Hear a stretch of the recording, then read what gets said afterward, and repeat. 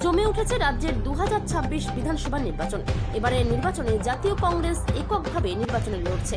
সকল রাজনৈতিক দলগুলি নির্বাচনের প্রচারে নামলেও জাতীয় কংগ্রেসের প্রার্থী ঘোষণা না হওয়ায় সেইভাবে প্রচারে নামতে পারছিল না।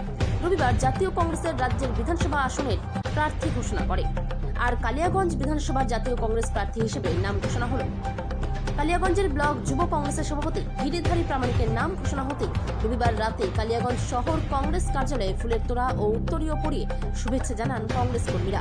গিরিধারী প্রামাণিকের নাম ঘোষণা হতেই আর দেরি না করে দেওয়াল লিখন ও প্রচারে নামলেন কংগ্রেস প্রার্থী। গিরিধারী প্রামাণিকের বাড়ি কালিয়াগঞ্জ ব্লকের বরুণা অঞ্চলের মেদিনীপুর গ্রামে। এদিন অন্যান্যদের মধ্যে উপস্থিত ছিলেন ব্লক কংগ্রেস সভাপতি সুজিত দত্ত ও শহর কংগ্রেস সভাপতি তুলসী জয়সওয়াল সহ অন্যান্যরা। কালিয়াগঞ্জ থেকে অনুপ জয়সওয়ালের রিপোর্ট, বিগ নিউজ বাংলা। আমি গিরিধারী প্রামাণিক, কালিয়াগঞ্জ কংগ্রেসের বিধানসভার প্রার্থী। অবশেষে জাতীয় কংগ্রেস সারা রাজ্যের পাশাপাশি কালিয়াগঞ্জেও প্রার্থী ঘোষণা করলেন, কি বলবেন? দেখেন, কংগ্রেস পার্টি হচ্ছে ন্যাশনাল পার্টি, তার ফলে আমাদের প্রার্থী সবই ঠিক ছিল। কিছু আলোচনার ভিত্তিতে আজকে আপনাদের অপেক্ষার অবসান ঘটিয়ে দিলেন এবং কংগ্রেসের প্রার্থীদের নাম ঘোষণা করে দিলেন। এই ঘোষণার পর এবার আপনি অল্প দিনের ব্যবধান কিভাবে মাঠে নামবেন এবং কিভাবে কাজ করবেন, মানুষের কাছে পৌঁছাবেন? আমাদের কংগ্রেসের সংগঠন আমাদের প্রত্যেকটা গ্রামে, প্রত্যেকটা সংসদেই যথেষ্ট আছে। কংগ্রেস তার নিজের বলে কংগ্রেস একাই এবারে বাংলাতে আমাদের কংগ্রেস নিজের শক্তিতে লড়াই দিবে। এটা হচ্ছে বুথ স্তরের এবং সংগঠনের কর্মীদের ইচ্ছা যে কংগ্রেস তার নিজের শক্তিতেই পশ্চিমবঙ্গে লড়াই করতে চায়। বিগত বিধানসভা নির্বাচন এবং জোট হয়েছিল বামফ্রন্টের সাথে, এবার এককভাবে লড়ছেন, কতটা এককভাবে লড়াতে সমস্যা হলে করতে হবে কিছুটা হলো?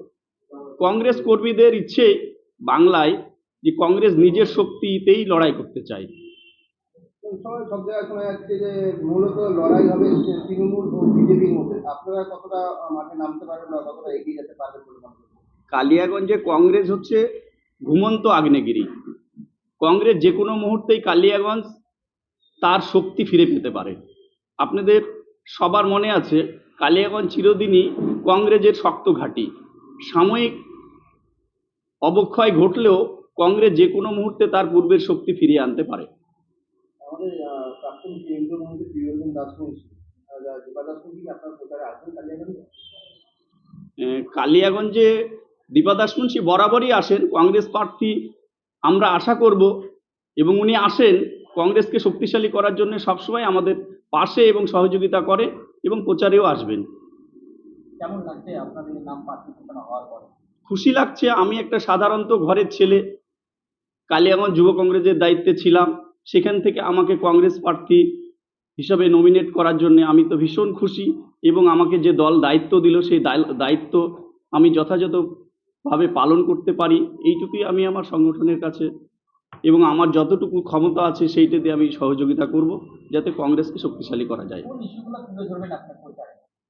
দেখেন, বাংলায় তো সব থেকে যুব সমাজের কাছে সমস্যা হচ্ছে এখানে চাকরি কর্মসংস্থানের ভীষণ অভাব। এটা একটা মেন ইস্যু। তারপরে বাংলার রাজনীতিতে যে অবক্ষয় ঘটছে সেইটাকে আমরা দূর করে একটা শান্তি সম্প্রীতির বাংলা দেখতে চাই।